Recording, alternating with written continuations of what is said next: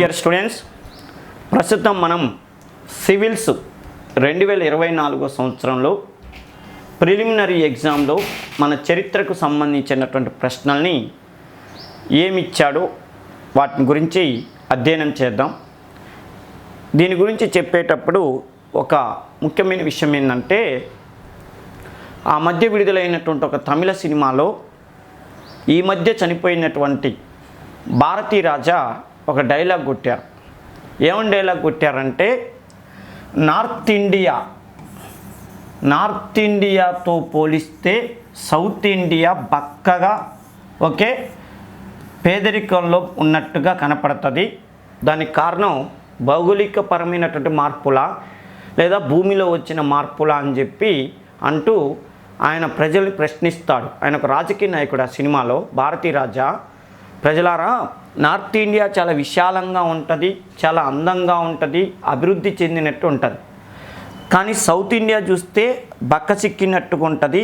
మరి ఆ ప్రాంతంతో పోలిస్తే ఈ ప్రాంతం ఎందుకు అంత విస్తారంగా లేదన్నప్పుడు ప్రజలు ఏం సమాధానం చెప్పలేకపోతే భారతీ రాజా గారే చెప్తారు.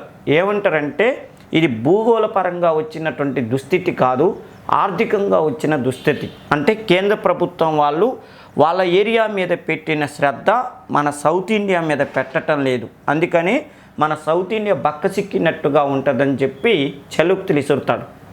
ఆయన ఏ కోణంలో ఆ మాటలు అన్నాడో నాకు తెలియదు, కానీ సివిల్స్ విషయంలో మాత్రం, ఎందుకంటే మనం ఈ ఎగ్జామ్స్, ఈ కాంపిటేటివ్ ఎగ్జామ్స్ ఫీల్డ్లో ఉన్నాం కాబట్టి నాకు ఈ కోణంలో ఆలోచిస్తే ఏమనిపిస్తుంది అంటే, మిగతా విషయాల్లో సెంట్రల్ గవర్నమెంట్లో ఏం మారుతున్నా వాళ్ళు ఏ విషయాల్లో తెలంగాణకి కానీ, తమిళనాడుకి కానీ, ఆంధ్రాకి కానీ, కర్ణాటకకి, కేరళకి అన్యాయం చేస్తారో నాకు తెలియదు, కానీ సివిల్స్ ప్రశ్నాపత్రాల విషయంలో మాత్రం మన వాళ్ళకి అన్యాయం చేస్తారో అనిపిస్తుంది. ఎందుకంటే ప్రశ్నాపత్రాలు మొత్తం కూడా హిందీలో, ఇంగ్లీష్లో ఇస్తే ఉద్యోగాలన్నీ ఎవరికి వస్తాయి అంటే వీళ్ళకి వస్తాయి.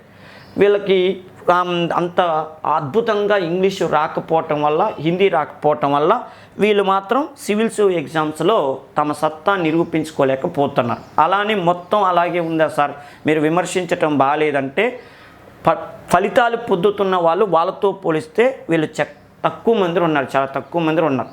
ఇంకా ముఖ్యంగా చిన్నప్పటి నుంచి తెలుగు మీడియంలో చదువుకొని ఆ తెలుగు మీడియమే ఇక సర్వస్వం అనుకున్నటువంటి విద్యార్థులు సివిల్స్ ఎగ్జామ్ రాస్తున్నప్పుడు వాళ్ళ బాధలు వర్ణాతీతం అన్నమాట. దానికి చిన్న ఉదాహరణ ఏంటంటే, ప్రిలిమినరీ ఎగ్జామ్లో ఆ ఇంగ్లీష్ పదాలు వాడుతూనే చూస్తుంటే అసలు ఆ ప్రశ్నాపత్రం చదవటానికి కూడా టైం సరిపోలేని పరిస్థితి వస్తుంది. అలాంటి వాళ్ళు అది అర్థం చేసుకుని ఆన్సర్లు రాసి ఉద్యోగాలు తెచ్చుకోవటం అంటే అదొక పెద్ద గండంలాగా కనిపిస్తుంది. దానికి పరిష్కార మార్గంగా సెంట్రల్ గవర్నమెంట్ మరి ఎప్పుడు సొల్యూషన్ చూపిస్తుందో మనకు తెలియదు, కానీ మన తెలుగు రాష్ట్రాల నుంచి సివిల్స్ ప్రిపేర్ అవుతున్న విద్యార్థి మిత్రులకి అసలు ప్రశ్నలు ఈ టైప్లో అడుగుతారు అన్న కోణం తెలియాలన్న ఉద్దేశంతో అచ్చమైన తెలుగు భాషలో వాటిని మీకు అందించేటటువంటి ప్రయత్నాన్ని మన Upendra history academy app try చేస్తుంది. మీరు తెలుగు మీడియంలో చదువుకున్న వాళ్ళైతే ఈ ప్రశ్నల్ని సులభంగా అర్థమవుతాయి కాబట్టి ఇంగ్లీష్లో ఇలా అడిగితే నేను ఆన్సర్ ఎలా చేయాలని మీరుగా దాని మీద బట్టి ప్రిపేర్ అవుతారు అనేటటువంటిది నా ఆశ. రెండో విషయం ఏంటంటే, భవిష్యత్తులో తెలుగు రాష్ట్రాల నుంచి అక్కడ సివిల్స్ ఎగ్జామ్స్ ప్రిపేర్ అయ్యే వాళ్ళకి ఇవి కొంతవరకు నా క్లాసులు ఉపయోగపడాలనేది నా ఆశ. ఇంకో ముఖ్యమైన విషయం ఏంటంటే, మన రెండు తెలుగు రాష్ట్రాల్లో ఎస్ఐ కానిస్టేబుల్ కానీ, గ్రూప్ 2 కానీ, గ్రూప్ 1 కానీ ఇలాంటి ఎగ్జామ్స్కి ప్రశ్నలు ఈ టైపులో అడిగితే కూడా మీకు ఉపయోగపడాలన్న ఉద్దేశంతో నేను అందరికీ ఉపయోగపడాలి. ఎందుకంటే ఈ టైప్లో ప్రశ్నలు అడుగుతున్నప్పుడు మరి నేను ఈ టైప్లో చదువుతున్నానా లేదా, నా పాఠ్య పుస్తకాలలో, నేను చదువుతున్న ప్రైవేట్ పబ్లికేషన్ పుస్తకాలలో ఈ టైప్లో క్వశ్చన్స్ ఉన్నాయా, ఏదో నేను బట్టి చదువుతున్నానా, ఈ యాంగిల్లో ఎందుకు చదవట్లేదు అనేది మీరు ప్రశ్న వేసుకొని ఇది ఇట్లా క్వశ్చన్స్ అడుగుతున్న విధానంలో మీరు ప్రిపేర్ కావాలనే ఆశతో నేను ఇవి ఎక్స్ప్లెయిన్ చేస్తున్నా. కొంతవరకు మీకు ఉపయోగపడతాయి, ఉపయోగించుకోండి. ఓకేనమ్మా? ఇక చూడండి ప్రశ్నలు ఎలా అడుగుతుండో చూద్దాం. 2024 ప్రిలిమినరీ ఎగ్జామ్లో అడిగిన ప్రశ్న చూస్తే, ఈ క్రింది జతలని గమనించండి అన్నాడు. అశోకుని యొక్క ప్రధాన శిలాశాసనం ప్రాంతం ఉన్న రాష్ట్రం మీద అన్నాడు.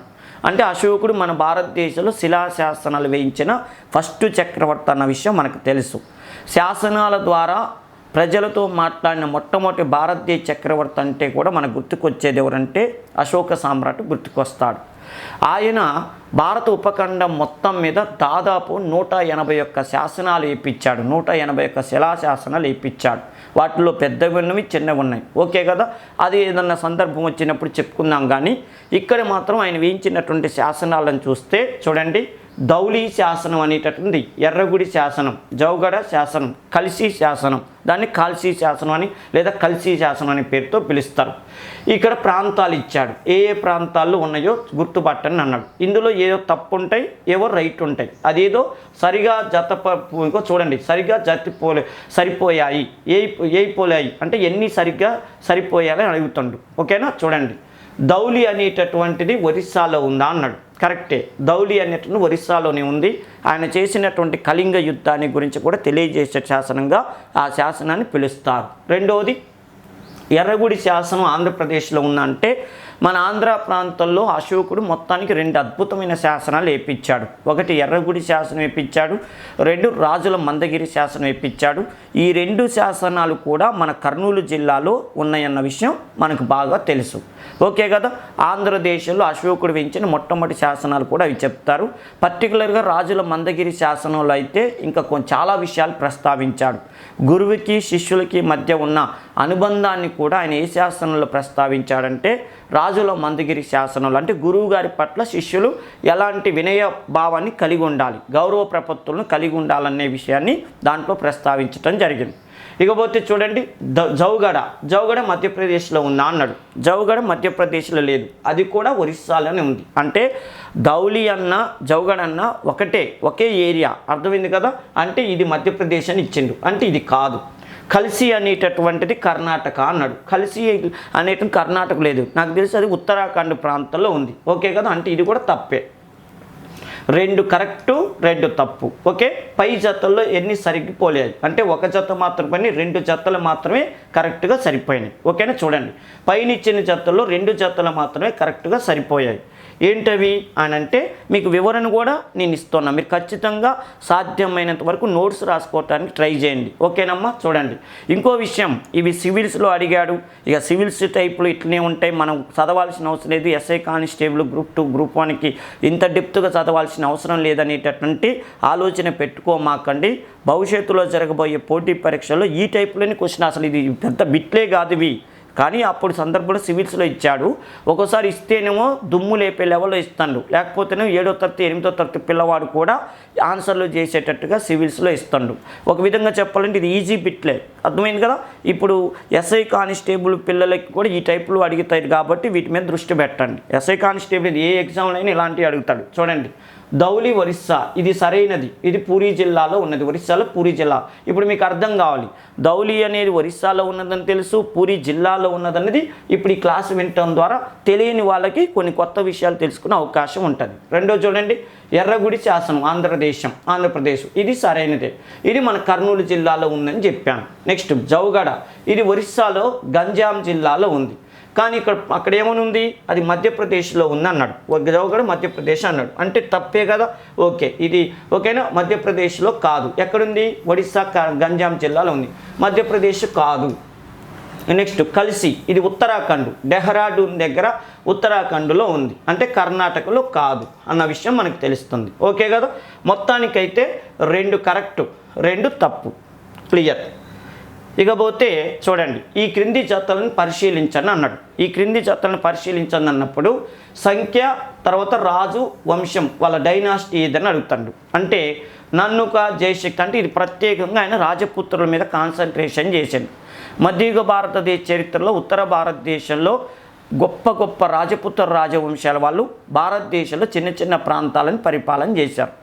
ఆ రాజపుత్ర రాజులు ఏ వంశానికి చెందిన వాళ్ళు కొద్ది గుర్తుపట్టవా అంటాడు. అంటే ఈజీ ప్రశ్న ఇది కూడా. నన్నుక అనే వ్యక్తి చందేల రాజా అంటాడు, చూద్దాం. జయశక్తి పరమార రాజా అంటాడు. రెండో నాగభట్టుడు గుర్జార ప్రతిహార వంశమా అన్నాడు. భోజరాజు రాష్ట్రకూట రాజా అంటే ఇక చూడండి, నన్నుక అనేటటువంటి వాడు చందేల రాజేనా అంటే కరెక్టే. అసలు నన్నుకకున్న గొప్పతనం ఏంటంటే చందేల రాజ్యాన్ని ఆయనే స్టార్ట్ చేశాడు. చందేల రాజ్యం ఎక్కడ సార్ అంటే ప్రస్తుతం మన మధ్యప్రదేశ్ మధ్యప్రదేశ్లో బుందేల్ఖండ్ అంటారే, ఆ బుందేల్ఖండ్ అనే ప్రాంతాన్ని రాజధానిగా చేసుకొని చందేల రాజ్యవంశాన్ని స్థాపించిన చక్రవర్తే నన్నుక అనేటటువంటి వాడు. ఓకే కదా, అంటే ఇది కరెక్టే. నెక్స్ట్ విషయం ఏంటంటే జయశక్తి పరమార రాజా అంటాడు. జయశక్తి అనేటువంటి వాడు పరమార రాజా అంటే జయశక్తి అనేటటువంటి వాడు కూడా పరమార రాజు కాదు, ఈయన కూడా చందేల రాజే.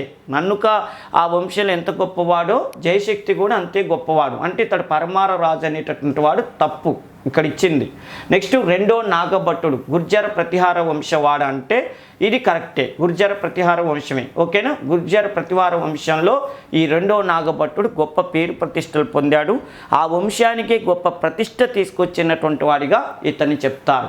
నెక్స్ట్ భోజరాజు. భోజరాజు రాష్ట్రకూట రాజు అంటే భోజరాజు అనేటటువంటి వాడు రాష్ట్రకూట రాజు కాదు. ఈయన ప్రత్యేకమైన విషయం ఏంటంటే మిహిర భోజుడు అనేటటువంటి వాడు. ఈయన ప్రత్యేకమైన విషయం ఏంటంటే ఇప్పుడు చూడండి, నన్నుక చందేల ఇతడు ఒకే చందేల వంశ స్థాపకుడు. జయశక్తి పరమార ఇది తప్పు, ఇక్కడ పరమార ఇచ్చింది కదా తప్పు. జయశక్తి బెజ్జుడు అనే జయశక్తి బెజ్జుడు అనే పేరుతో కూడా పిలుస్తారు. ఇతడు చందేల వంశానికి చెందిన రాజు, పరమార వంశానికి చెందినవాడు కాదు. నెక్స్ట్ రెండో నాగభట్టుడు గుర్జార ప్రతిహార ఇది సరైనదే. ఇతడు గుర్జర ప్రతిహార వంశంలో అత్యంత శక్తివంతమైన రాజుల్లో ఒకడు రెండో నాగభట్టుడు. ఓకే కదా. భోజరాజు చూడండి, భోజరాజు అనేటువంటి వాడు రాష్ట్రకూట రాజా అంటే అది తప్పు. మిహిరభోజుడు గుర్జర ప్రతిహార వంశానికి చెందినవాడు. ఓకేనా, ఈ భోజరాజు అనేవాడు గుర్జర ప్రతిహార, ఈ గుర్జర ప్రతిహార వంశంలో ఒక రాజు భోజరాజు. ఓకే కదా, అంటే ఇప్పుడు ఇది తప్పే. ఇప్పుడు రెండిట్లో ఏ రెండు 1, 3 అనేటటువంటి కరెక్టు, 1, 3 అనేటటువంటివి కరెక్టు. ఓకేనమ్మా, 1, 3 కరెక్ట్. పైన ఇచ్చిన వాటిల్లో 1, 3 ఇక 1, 3 మాత్రమే సరిపోలాయి. ఓకేనా, అంటే చందేల రాజ్యాన్ని స్థాపించిన వాడు నన్నుక, ఆ వంశంలో గొప్ప పేరు ప్రతిష్టలు తీసుకొచ్చిన వాళ్ళలో రెండో నాగభట్టుడు. ఓకేగా, ఈ రెండు కరెక్ట్. ఓకేనా, ప్రత్యేకమైన రెండో నాగభట్టుడు అనేటటువంటి వాడు గుర్జర ప్రతిహార వంశానికి గొప్ప పేరు ప్రతిష్టలు తీసుకొచ్చినటువంటి రాజు. నెక్స్ట్ ప్రాచీన దక్షిణ భారతదేశంలో సంగం సాహిత్యానికి సంబంధించి క్రింది ప్రకటనలో సరైనది ఏది అన్నాడు. మౌర్యులు అనేటటువంటి వాళ్ళు ఉత్తర భారతదేశాన్ని పరిపాలన చేస్తున్నప్పుడు సౌత్ ఇండియాలో 3 చిన్న చిన్న రాజ్యాలు ఉన్నాయి. వాటిని సంగం రాజ్యాలు అంటారు. ఈ సంగం రాజ్యాలలో పాండ్య, చేర, చోళ అనేటటువంటి ప్రసిద్ధి చెందినవి.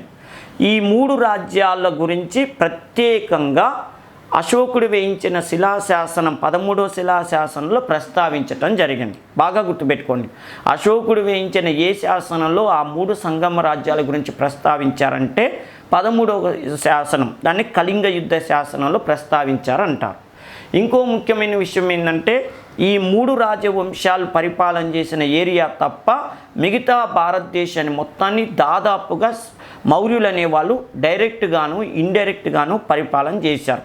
ఈ సంగమ రాజ్యాలైన ఏరియాలకి మాత్రం మౌర్య సామ్రాజ్యం విస్తరించబడలేదు. అంటే బాగా గుర్తుపెట్టుకోండి, మౌర్య సామ్రాజ్యం ఈ సంగమ రాజ్యాలు చోళ, చేర, పాండ్య రాజవంశాలు పరిపాలన చేస్తున్న ఏరియా వరకు విస్తరించబడలేదు.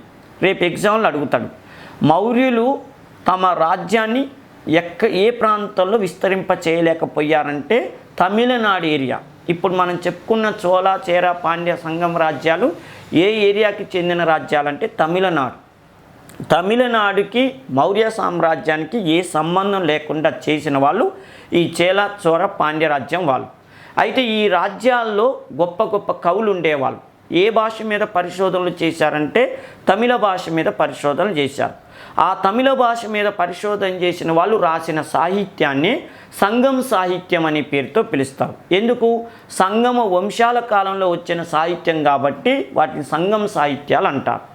ఈ తమిళ భాష కవులు ప్రతి సంవత్సరం తమిళనాడులోని మదురై, పాండ్య రాజధాని అయిన మదురైలో సమావేశం అయ్యారు. అలా ఎన్ని సమావేశాలు పెట్టారంటే 3 సమావేశాలు పెట్టారు. ఈ సమావేశాలని సంగం సాహిత్య మహాసభలు అనే పేరుతో పిలుస్తారు. వాళ్ళు అప్పుడు అద్భుతమైన పుస్తకాలు రాయించారు. ఆ పుస్తకాల్లో గొప్ప గొప్ప పేరు ప్రతిష్టలు పొందిన పుస్తకాలు శిలప్పధికారం, ఓకే, శిలప్పధికారం, మణిమేకలై, జీవక చింతామణి, తోల్కప్పియం, ఓకే, ఇలాంటి అద్భుతమైన గ్రంథాలు తమిళ సాహిత్యంలో వచ్చాయి. అందుకని ఆ సంగం సాహిత్యాన్ని తమిళ భాషకు స్వర్ణయుగం అనే పేరుతో పిలుస్తారు. ఆ సంఘం సాహిత్యంలో వచ్చిన పుస్తకాల్లో ఏమి విషయాలను ప్రస్తావించాలని అడుగుతాడు. చూడు, సంఘం సాహిత్యానికి సంబంధించిన వాటిలో ప్రశ్న ఏది సరైనది అంటాడు. సంఘం పద్యాలలో భౌతిక సంస్కృతికి సంబంధించిన ప్రస్తావన ఏది లేదా అన్నాడు. ఓకే, సంఘం పద్యాలలో ఆ తమిళ కవులు రాసిన పద్యాలలో భౌతిక సంస్కృతికి సంబంధించిన ప్రస్తావన ఏది లేదు అంటాడు. నెక్స్ట్, వర్ణ సామాజిక వర్గీకరణ గురించి సంఘం కవులకు తెలుసా అంటాడు. తెలుసు. ఓకే, సంఘం పద్యాలలో యోధుల నైతికత గురించి ఎటువంటి ప్రస్తావన లేదు అని అంటాడు. సంఘం సాహిత్యం మంత్రశక్తులకు అహేతుకంగా పేర్కొంటుంది అన్నాడు. అంటే ఈ నాలుగిట్లో ఏది సరైనదని అంటుండు కదా. ఏది సరైందంటే వర్ణ సామాజిక వర్గీకరణ గురించి తమిళ కవులకు బాగా తెలుసు వాళ్ళు దాంట్లో కులాల ప్రస్తావన కూడా సాహిత్యంలో పొందుపరచడం జరిగింది. చూడండి, ఇక చూడు, సరైన సమాధానం బి. వర్ణ సామాజిక వర్గీకరణ గురించి సంఘం కవులకు బాగా తెలుసు. ప్రకటన ఏ ఎందుకు తప్పు అంటే సంఘం కవిత్వం భౌతిక సంస్కృతి, జీవన శైలి మరియు వస్తువుల గురించి వివరంగా వివరిస్తుంది. ఏమన్నది? ఏది లేదన్నాడు. ఏమవుతుంది? వివరిస్తుంది. ప్రకటన బి. సంఘం సాహిత్యంలో బ్రాహ్మణులు వంటి వర్ణాలు, అగ్రవర్ణాల ప్రస్తావన కనిపిస్తుంది కాబట్టి వారికి వర్ణ వ్యవస్థ గురించి అవగాహన ఉంది. అందుకని చూడు, బి కరెక్ట్ అన్నాం. నెక్స్ట్, తప్పు. ప్రకటన సి. సంఘం సాహిత్యంలో ముఖ్యంగా పురనానూరు వంటి విభాగాలలో యోధుల ధైర్య సాహసాలు మరియు నైతికతకు అత్యంత ప్రాముఖ్యత ఇవ్వబడిందా అన్నాడు. ఇవ్వబడింది. ఇక్కడ ఇవ్వబడిందని ఉంది. అక్కడ ఏమని ఉంది అంటే ప్రస్తావన లేదన్నాడు. కానీ ఏమైంది? ఉంది గురించి ప్రస్తావించారు. నెక్స్ట్, తప్పు. ఆ కాలపు సాహిత్యంలో ముఖ్యంగా మంత్రశక్తులు మరియు అతీంద్రియ శక్తుల పట్ల నమ్మకం వ్యక్తం అవుతుంది. వాటిని అహేతుకమైనగా వారు కొట్టిపారేయలేదు. చూడండి, ఇక్కడ ఏముంది? సంఘం సాహిత్యం మంత్రశక్తుల గీతను పేర్కొంటుంది. వీళ్ళు పేర్కొంటుంది. ఆడేమన్నాడు? కొట్టిపారేయలేదు అన్నాడు. క్లియర్ కదా? అర్థమైంది కదా? ఇది డిఫరెన్స్ ఏదో చూడండి. నెక్స్ట్, యోగ వాసిష్ట ఓకే, యోగ వాసిష్ట అనేది ఒక గ్రంథం. ఎవరి కాలంలో? మొఘల్సో ఢిల్లీ సుల్తాన్లో ఏదో చూద్దాం. మొత్తానికైతే యోగ వాసిష్ట అని ఒక గ్రంథం మన మధ్యయుగ భారతదేశ చరిత్రలో వచ్చిన ఒక ప్రామాణికమైనటువంటిది. చూడండి, నిజాముద్దీన్ పానిపట్టి ఎవరి పాలనా కాలంలో పర్షియన్ భాషలోకి అనువాదం చేశాడు అన్నాడు. చూడండి, అక్బరు, హుమాయూను, షాజహాను, ఔరంగజేబు అంటే ఆ మొత్తానికి 4 మొఘలు చక్రవర్తులను ఇచ్చాడు. ఏ మొఘలు చక్రవర్తి పాలనా కాలంలో? నిజాముద్దీన్ పానిపట్టి అనే ఒక రచయిత యోగ వాసిష్ట అనే పుస్తకాన్ని పర్షియన్ భాషలోకి అనువాదం చేయటం జరిగింది అన్నాడు. అంటే అక్బర్ కాలంలో. ఓకేనా? అక్బర్ 1556 సంవత్సరం నుంచి 1605 సంవత్సరం వరకు పరిపాలన చేశాడు. ఈయన పరిపాలనా కాలంలో ఆయన ఆస్థానంలో నిజాముద్దీన్ పానిపట్టి అనేటటువంటి వాడు ఒక రచయిత ఉన్నాడు. అక్బరు కూడా నవరత్నాలను పోషించాడు. గుప్త సామ్రాజ్యంలో 2వ చంద్రగుప్తుడు ఎలా అయితే నవరత్నాలను పోషించాడో మొఘలు చక్రవర్తుల్లో నవరత్నాలనే కవులని పోషించిన చక్రవర్తి అంటే అక్బర్ చక్రవర్తి అంటారు. ఆయన ఆస్థానంలో తాన్షేన్ ఉన్నాడు, అబుల్ ఫజల్ ఉన్నాడు, తర్వాత రాజా బీర్బల్ ఉన్నాడు, నిజాముద్దీన్ అనేటటువంటి వాడు ఉన్నాడు. అట్లా 9 మంది కవులని ఆయన ఆస్థానంలో పెట్టుకున్నాడు. అద్భుతమైనటువంటి పరిశోధనలు చేపించాడు. హిందూ మతంలో గొప్ప గొప్ప పేరు ప్రతిష్టలు తెచ్చిన గ్రంథాలన్నింటినీ కూడా దాదాపు పర్షియా భాషలోకి అనువాదం చేయించిన వ్యక్తి ఎవరంటే అక్బరే. అర్థమైంది కదా? అక్బర్కి సాహిత్యం అంటే, చదువు సంధ్యలంటే, విజ్ఞానం అంటే చాలా ఇష్టం. ఎందుకంటే ఆయన చిన్నప్పుడు చదువుకోలేదు. అందుకని చూడు, మొఘలు వంశంలో నిరక్షరాస్యుడైన చక్రవర్తి ఎవరంటే అక్బరే అంటారు. ఈయన చిన్నప్పుడు అంతా కూడా తిరగటమే సరిపోయింది. వాళ్ళ నాన్న హుమాయూను షేర్షా వలన రాజ్యాన్ని పోగొట్టుకొని ఎడారులలో తిరిగిండు. వాళ్ళ నాన్నప్పుడు ఈయన కూడా అక్కడే తిరిగాడు. ఆ టైంలో ఈయన చదువుకోలేదు. అక్కడ శ్రీ చైతన్య నారాయణ స్కూల్ లేవు కాబట్టి బహుశా చదువుకోలేదట్టుంది. చదువు లేనివాడికి చదువు విలువ ఏదో తెలుస్తుంది. అవునా కాదా? ఆ విషయాన్ని బాగా అర్థం చేసుకున్నవాడు అక్బరు. అందుకని ఆయన చక్రవర్తిగా ఉన్నప్పుడు ఎంతోమంది కవి పండితులని, మీకు తెలుసుగా, ఎవరైనా తులసీదాసు ఆయన ఆస్థాన పండితుడే కదా, సూర్యదాసు ఆయన ఆస్థాన పండితుడే కదా, ఆగ్రా అందయోగి అని పిలుస్తారు. తులసీదాసుని అపర వాల్మీకి అని పిలుస్తారు. తులసీదాసు ఆయన పాలనలోనే, ఆయన ఆస్థానంలోనే ఉండి రామచరిత మానస రాశాడు. ఓకేనా. అది మొత్తానికైతే అక్బరు సాహిత్యానికి ఎంత సేవ చేయాలో అంత సేవ చేశాడు. చూడండి, మొఘల్ చక్రవర్తి అక్బర్ ఆదేశానుసారం నిజాముద్దీన్ పానిపట్టి అనేవాడు ఈ సంస్కృత గ్రంథాన్ని పర్షియన్ భాషలోకి అనువదించాడు. అక్బర్ తన పరిపాలన అనేక భారతీయ పురాణాలను మరియు గ్రంథాలని పర్షియన్ భాషలోకి అనువదించడానికి ఒక ప్రత్యేక విభాగాన్ని ఏర్పాటు చేశాడంటే అక్బర్ గొప్పతనాన్ని మనం అర్థం చేసుకోవాలి. ఓకేనా. నెక్స్ట్, రామానుజుల వారి బోధనలను క్రింది వాటిలో ఏది సరిగ్గా సూచిస్తుంది అన్నాడు. రామానుజులు అంటే ఎవరు అంటే విశిష్ట అద్వైత సిద్ధాంతాన్ని ప్రతిపాదించినటువంటి రామానుజనాచార్యుడు తమిళనాడులోని శ్రీపెరంబుదూర్ అనే ప్రాంతంలో జన్మించాడు. ఆయన భక్తి ఉద్యమంలో గొప్ప పేరు ప్రతిష్టలు పొందిన వ్యక్తి. త్రిమతాచార్యులు రామానుజనాచార్యుడు, శంకరాచార్యుడు, మాధ్వాచార్యుడు అని తమిళనాడు ఏరియా, ఆ కేరళ ఏరియాలో ఎంత ఫేమస్ అయ్యారో, ఈ రామానుజనాచార్యుడు ప్రత్యేకంగా విష్ణువు గురించి అద్భుతమైనటువంటి ఉపన్యాసాలు ఇచ్చాడు, బోధనలు చేశాడు. విశిష్టాద్వైతం అంటే మనకి ఎమ్మటి గుర్తుకొచ్చే వ్యక్తి రామానుజనాచార్యుడే. ఇవన్నీ ఆదిశేషుని అవతారంగా, విష్ణుమూర్తికి ఆదిశేషు ఎట్లాగో ఈయన కూడా విష్ణుమూర్తికి ఆదిశేషుని అవతారంగా పిలువబడ్డాడు. ఓకేనా. మన తిరుమల తిరుపతి దేవస్థానంలో పూజా కార్యక్రమాలన్నీ కూడా ఈయన సూచించిన ప్రకారంగానే ఇప్పటికీ కూడా జరుగుతున్నాయి అని చెప్తారు. అర్థమైంది కదా. చూడండి, ఈయన ఏమన్నాడు, మోక్షానికి ఉత్తమ మార్గం భక్తి అన్నాడు. కరెక్టేనా? ఇందులో ఏది సరిగ్గా సూచిస్తుంది అన్నాడు. వేదాలు శాశ్వతమైనవా, స్వయం సిద్ధమైనవా మరియు సంపూర్ణమైన ప్రామాణికమైనవా అన్నాడు. నెక్స్ట్, అత్యున్నత ఆనందానికి తార్కిక వాదం అవసరం అన్నాడా. మోక్షం ధ్యానం ద్వారా పొందవచ్చు అన్నాడా. అంటే ఈయన చెప్పిన వాటిల్లో డైరెక్ట్ విషయం ఏంటంటే, మీరు వేదాల జోలికి పోవద్దు, మోక్షం కోసం ధ్యానాలు చేయాల్సిన అవసరం లేదు. నీవు దేవుడి మీద కాన్సన్ట్రేషన్ చేస్తే నీకు కావలసిన భక్తిని, జ్ఞానాన్ని, మోక్షాన్ని అంతా ఆయనే చూసుకుంటాడు. నువ్వెవడిరా నాయన ఇవన్నీ చేయటానికి అని చెప్పి నీ కాన్సన్ట్రేషన్ అంతా ఎవరి మీద ఉండాలా? దేవుడి మీద ఉండాలి. చూడండి, మోక్షానికి ఉత్తమ మార్గం ఏంటంటే భక్తి. భగవంతుడికి భక్తునికి అనుసంధానమైనది అన్నట్టు భక్తి మార్గం ద్వారానే నువ్వు దేవుణ్ణి చేరుకుంటావు. నువ్వు ధ్యానం చేయటం, ముక్కు మూసుకొని కూర్చోవటం ఇవన్నీ ఏం అవసరం లేదని చెప్పిండు. చూడండి, రామానుజనాచార్యుడు ఈయన విశిష్టాద్వైత సిద్ధాంతాన్ని ప్రతిపాదించాడు. నేను చెప్పాను, తమిళనాడులో శ్రీపెరంబుదూరులో జన్మించాడు, విశిష్టాద్వైతాన్ని చెప్పాడు అన్నాం. భక్తి మార్గం, మోక్షం పొందడానికి భగవంతుడి పట్ల నిశ్చలమైన భక్తి ఉండాలి అని ఓకే, దాన్ని ప్రసూతి, శరణాగతి అత్యంత ముఖ్యమైనదని ఆయన బోధించాడు. అంటే భక్తి మార్గాన్ని అనుసరించాలి. ఒకటి, ప్రతిదాన్ని కూడా శరణాగతి అంటే నేను గొప్పని, నా టాలెంట్ ఉంది, నాకు అద్భుతమైన వ్యక్తినని నువ్వు విర్రవీగటం కాదు. భగవంతుడి దగ్గర నువ్వు శరణాగతి పొందాలి. అయ్యా సర్వం నీవే, నిన్నే నమ్ముకున్నా అనే శరణాగతి భావం నీలో ఎప్పుడు వస్తుందో అప్పుడు నీకు ఆ భగవంతుడి దగ్గర నుంచి మోక్షం లభిస్తుందని చెప్పాడు. ఓకేనా. ఈయన విగ్రహాన్ని హైదరాబాద్ ఇటీవల నరేంద్ర మోడీ గారు ఆవిష్కరించారు. రామానుజాచార్య విగ్రహాన్ని అన్నది ఆ విగ్రహాన్ని మనం ఆ ఏరియాని ఏమంటాం, సమతామూర్తి విగ్రహం అనే పేరుతో పిలుస్తాం. ఒక గొప్ప విషయం ఏంటంటే, హైదరాబాదు వాళ్ళు చేసుకున్న అదృష్టం ఏంటంటే, అసలు రామానుజాచార్యుడికి తెలంగాణ ప్రాంతానికి ఏ సంబంధం లేదు.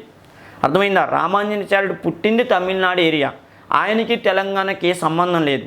కానీ ఆయన విగ్రహం హైదరాబాద్లో ఏర్పాటు చేయటం ఒకటి. రెండో విషయం ఏంటంటే, ఆయన విగ్రహాన్ని ఏర్పాటు చేయాలని చెప్పి తెలంగాణ గవర్నమెంట్ కేసీఆర్తో బాగా ప్రోత్సహించి అది అయ్యేదాకా, కార్యరూపం దాల్చేదాకా పట్టుబట్టిన వ్యక్తి మన చినజీయర్ స్వామి. చినజీయర్ స్వామి వాస్తవానికి తెలంగాణ వ్యక్తి కాదు. అంటే తెలంగాణ వ్యక్తి కాని వ్యక్తి అయినటువంటి రామానుజాచార్యుడి విగ్రహాన్ని హైదరాబాద్లో ఏర్పాటు చేశారు. ఆ విగ్రహాన్ని ఏర్పాటు చేయమని చెప్పి ముఖ్యమంత్రిని బాగా ప్రోత్సహించిన వ్యక్తి అయినటువంటి చినజీయర్ స్వామి కూడా తెలంగాణ వ్యక్తి కాదు. అంటే చూడండి, ఇద్దరూ తెలంగాణ వ్యక్తులు కాదు, కానీ ఆ విగ్రహాన్ని మాత్రం హైదరాబాద్లో ప్రతిష్ఠించారు.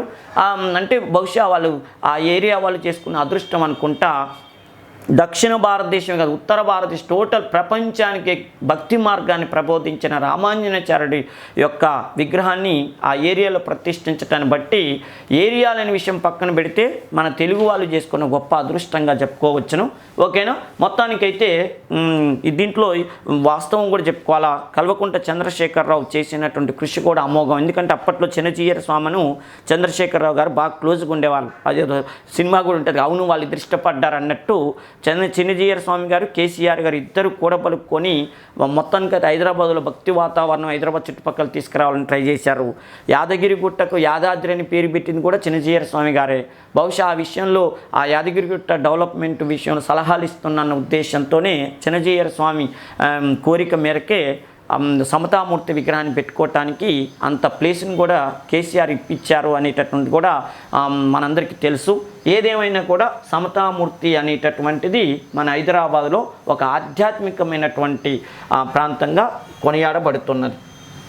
నెక్స్ట్, సోమనాథ ఆలయానికి సంబంధించి క్రింది వాటిలో సరైన ప్రకటన ఇది అన్నాడు. సోమనాథ దేవాలయం అంటే మన భారతదేశంలో పరమశివునికి సంబంధించి 12 స్వయం లింగాలు ఉన్నాయి. వాటిని జ్యోతిర్లింగాలు, 12 జ్యోతిర్లింగాలు అనే పేరుతో పిలుస్తారు. సోమనాథ దేవాలయం ఎక్కడుందంటే గుజరాత్లో ఉంది. ఓకేనా. సోముడు అంటే ఎవరు? చంద్రుడు. చంద్రుడు శాప విముక్తి నుంచి బయటపడటం కోసం ఆ శివుని బాగా ధ్యానించిందంట.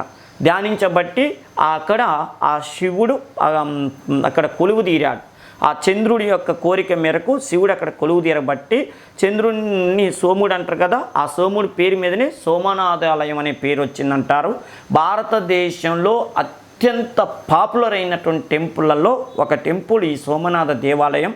ఇంకో ముఖ్యమైన విషయం ఏంటంటే విదేశీ దండయాత్రలకు ఎక్కువగా గురైనటువంటి దేవాలయం అంటే కూడా సోమనాథ దేవాలయం అంటారు. ఆ రోజుల్లో విదేశీయులు ఎవరు దండయాత్రకు వచ్చినా వాళ్ళ కాన్సన్ట్రేషన్ అంతా కూడా ఫస్ట్ సోమనాథ దేవాలయం పైనే ఉండేది. గజనీ మహమ్మద్ దగ్గర నుంచి చూడండి, గజనీ మహమ్మదు భారతదేశానికి దండయాత్రకు వచ్చినప్పుడు సోమనాథ దేవాలయాన్ని దోచుకున్నాడు. ఆ తర్వాత చూడండి అల్లావుద్దీన్ ఖిల్జీ ఢిల్లీని పరిపాలన చేసేటప్పుడు కంటే ముందే దోచుకున్నాడు. అట్లా ఎంతోమంది చక్రవర్తులు సోమనాథ్, ఔరంగజేబు దోచుకున్నాడు. అట్లా చాలామంది బయట వాళ్ళు ఇంట్లో వాళ్ళు అందరూ చేత దోచుకోవటానికి గురైనటువంటి టెంపుల్గా ఆ టెంపుల్ని పిలుస్తారు. మరి గజనీ మహమ్మద్ అయితే ఆ దేవాలయానికి కొంత ధ్వంసం కూడా చేపించాడంటారు. ఓకేనా. చూడండి, సోమనాథ ఆలయానికి సంబంధించి క్రింది వాటిలో సరైన ప్రకటన ఏది? జ్యోతిర్లింగ క్షేత్రాల్లో సోమనాథ ఆలయం ఒకటా అంటే సరైంది. ఇది 12 జ్యోతిర్లింగాల్లో మొదటిది. నెక్స్ట్, ఆల్ బెరూని సోమనాథ్ దేవాలయం గురించి వర్ణనిచ్చాడా అన్నాడు. అంటే తన కితాబుల్ హిందూ గ్రంథంలో దీని గురించి పేర్కొన్నాడా అన్నాడు. నెక్స్ట్, ప్రస్తుత ఆలయ ప్రాంగణం ప్రతిష్టాపన రాష్ట్రపతి ఎస్ రాధాకృష్ణన్ చేతుల మీదుగా జరిగిందా అంటాడు. అంటే 1, 2 మాత్రమే కరెక్టు, 2, 3 మాత్రమే కరెక్టు, 1, 3 మాత్రమే కరెక్టు. ఓకేనా. 1, 2, 3 కరెక్టా అంటే 1, 2 మాత్రమే కరెక్టు. చూడండి, అంటే జ్యోతిర్లింగ క్షేత్రాల్లో సోమనాథ దేవాలయం 1, 2 మాత్రమే కరెక్టు. జ్యోతిర్లింగ క్షేత్రాల్లో సోమనాథ దేవాలయం 1 అంటే 12 జ్యోతిర్లింగాలు ఉన్నాయని చెప్పినాం కదా. ఆ 12 జ్యోతిర్లింగాల్లో ఇది మొదటిదని చెప్పబడింది. కరెక్టే ఇది. నెక్స్ట్, ఆల్ బెరూని ఎవరు? ఇందాక నేను ఇక్కడ వాడుతున్న ప్రతి మాట ఇంపార్టెంట్ అనటానికి ఉదాహరణ ఏంటంటే ఆల్ బెరూని అనేటటువంటి రచయిత గజనీ మహమ్మద్తో భారతదేశానికి వచ్చిన వ్యక్తి అన్నమాట. అతడు 12 సంవత్సరాల పాటు మన ఇండియాలోనే స్థిరపడిపోయాడు. మన ఇండియాలో ఉండి ఆ సంస్కృతం నేర్చుకొని ఎన్నో పుస్తకాల మీద అద్భుతమైన పరిశోధనలు చేశాడు. భారతదేశంలో చక్రవర్తులు వాళ్ళ చరిత్రను రాయించటంలో ఎప్పుడు కూడా వైఫల్యం చెందారని చెప్పి చక్రవర్తుల్ని ఘాటుగా విమర్శించిన విదేశీ రచయిత ఎవరంటే ఆల్ బెరూని మన పంచతంత్రాన్ని కానీ తర్వాత వరామిహిరుడు రచించిన గ్రంథాలని అంటే ముఖ్యంగా గుప్తుల కాలంలో రాయబడిన ఎన్నో గ్రంథాల మీద పరిశోధన చేశాడు. వాస్తవానికి ఆయన అసలు పేరు ఆల్ బెరూని కాదు. ఆయన అసలు పేరు ఆలు రియాన్ అనేది ఆయన అసలు పేరు. ఆయన కలం పేరు ఆల్ బెరూని. ఆ కలం పేరు మీదనే ఎక్కువగా పాపులర్ అయ్యాడు. మొత్తానికైతే ఆయన సోమనాథ ఆలయం గురించి గొప్పగా వర్ణించాడు. దివి నుంచి భూమికి దిగి వచ్చిన అద్భుతమైన టెంపుల్గా మన సోమనాథ దేవాలయాన్ని వర్ణించిన విదేశీ చరిత్రకారుడిగా ఆల్ బెరూని చెప్తారు. ఆల్ బెరూని కలం పేరు, ఆల్ రియాన్ ఆయన అసలు పేరు. ఓకే కదా. ఇంకో ముఖ్యమైన విషయం ఏంటంటే ఇక్కడ తప్పున్నది ఏంది? ప్రస్తుత ఆలయ ప్రాణ ప్రతిష్టాపన రాష్ట్రపతి ఎస్ రాధాకృష్ణ చేతుల మీదుగా జరిగిందంటే తప్పు. విషయం ఏంటంటే భారతదేశానికి స్వతంత్రం వచ్చినప్పుడు 562 సంస్థానాలు ఉంటే 562 సంస్థానాలలో జునాగఢ్ సంస్థానం ఒకటి. ఆ జునాగఢ్ సంస్థాన పరిపాలకుడు ఎట్టి పరిస్థితుల్లో నేను భారతదేశంలో నా సంస్థానాన్ని కలపనన్నాడు. జునాగఢ్ సంస్థానంలోని మన సోమనాథ్ దేవాలయం ఉంది. జునాగఢ్ సంస్థానాన్ని ఎప్పుడైతే భారత ప్రభుత్వం ఆక్రమించుకుందో ఆ జునాగఢ్ సంస్థానంలో భాగమైనటువంటి మన జ్యోతిర్లింగ క్షేత్రమైన సోమనాథ ఆలయం కూడా మన చేతిలోకి వచ్చింది. అప్పుడు ఆ ధ్వంసమైన టెంపుల్ని మళ్ళీ రిపేర్ చేయించి మొత్తం పునఃప్రతిష్ఠ చేసే అవకాశాన్ని అధికారం ఎవరు తీసుకున్నారంటే అవకాశాన్ని సర్దార్ వల్లభాయ్ పటేల్ గారు తీసుకున్నారు. సర్దార్ వల్లభాయ్ పటేల్ ఎందుకు తీసుకున్నాడంటే ఆయనది గుజరాత్ రాష్ట్రమే. రెండోది ఏంటంటే అప్పుడు ఆయన హోంమంత్రిగా ఉన్నాడు, ఉప ప్రధానమంత్రిగా ఉన్నాడు. ఆయన ఆ టెంపుల్ని బాగు చేయించి అప్పటి రాష్ట్రపతి అయినటువంటి డాక్టర్ బాబు రాజేంద్ర ప్రసాద్ చేత ప్రాణప్రతిష్ఠ చేయించాడు. ఇది బాగా గుర్తుపెట్టుకోండి, 1951లో జరిగింది. ఇది కూడా రేపు ఎగ్జామ్లో అడగొచ్చు. నెక్స్ట్ చూడండి, మధ్యయుగ భారతదేశంలో ఫనం అనే పదం దేన్ని సూచిస్తుంది అన్నాడు. మధ్యయుగ భారతదేశ చరిత్రలో ఫనం అంటే దుస్తుల, నాణ్యాల, ఆభరణాల, ఆయుధాల అన్నాడు. ఇది చిన్న ప్రశ్నే. సివిల్స్ ప్రశ్నలు ఎట్లుంటేనే ఇస్తేనేమో దుమ్ము లేపే ప్రశ్న అడుగుతాడు, లేకపోతే ఇది ఒక బిట్ట అన్నట్టు ఇస్తాడు. చూడండి, ఫనం అనేటటువంటి మినిమం నాలెడ్జ్ ఉన్న పిల్లగాడికి కూడా చెప్తాడు. ఫనం అనేటటువంటిది లేదా పనం అనేటటువంటిది మధ్యయుగ కాలంలో ముఖ్యంగా దక్షిణ భారతదేశంలోని విజయనగర సామ్రాజ్యం మరియు ఇతర ప్రాంతీయ రాజ్యాల్లో వాడుకలో ఉన్నటువంటి ఒక చిన్న బంగారు లేదా వెండి నాణ్యం, బంగారు లేదా వెండి నాణ్యాన్ని పనం అనే పేరుతో పిలుస్తారు. ఇది ఫస్ట్ నార్త్ ఇండియాలో మౌర్యులు ఈ పనం అనేటటువంటి నాణ్యాన్ని పెట్టారు, పనం. తర్వాత ఇది మన సౌత్ ఇండియాలో విజయనగర చక్రవర్తులు కానీ ఇతర రాజులు కానీ పనం అనేది ఒక బంగారు నాణ్యంగా కానీ వెండి నాణ్యంగా కానీ ప్రామాణికంగా పెట్టుకోవటం జరిగింది. ఇది ఎక్కువగా వెండి నాణ్యం కానీ ఎక్కువగా ప్రామాణికమైందని చెప్తారు. అంటే ఎక్కువగా ఈ పేరు మీద వెండి లోహంతోనే నాణ్యాలు వేయించారని కూడా చాలామంది చెప్తారు. ఓకే, ఇది అప్పటి ఆర్థిక వ్యవస్థలోని కీలకమైన కరెన్సీ, అంటే చాలా ప్రామాణికమైనటువంటి కరెన్సీగా దీన్ని చెప్పేవాళ్ళని చెప్తారు. రాజులు ఎవరొచ్చినా కూడా నాణ్యాలు ఎన్ని రకాలుగా మార్పులు చేర్పులు చేసినా ఈ రెగ్యులర్గా వచ్చే నాణ్యం మాత్రం ఈ పనం అనే నాణ్యం ఉండేదని చెప్తారు. ఓకే కదా. నెక్స్ట్, ఈ క్రింది స్వాతంత్ర సమరయోధుల్ని పరిశీలించని అన్నాడు లేదా పరిగణించని అన్నాడు. అంటే బరీంద్ర కుమార్ ఘోష్, జోగేష్ చంద్ర చటర్జీ, రాష్ బిహారీ బోస్. ఓకేనా. చూడండి, పై వారిలో ఎవరు గదర్ పార్టీతో చురుకుగా సంబంధం కలిగి ఉన్నారన్నారు. ఎవరు? బరీంద్ర కుమార్ ఘోష్, జోగేంద్ర చటర్జీ, చంద్ర చటర్జీ, రాష్ బిహారీ ఘోష్. ఓకే కదా. బోసు చూడండి వివరణ. బరీంద్ర కుమార్ ఘోష్ ఇతడు అనుశీలన సమితి మరియు యుగంధర్ అనేటటువంటి సమూహంతో సంబంధం కలిగి ఉన్నాడా అన్నాడు. కలిగి ఉన్నాడు.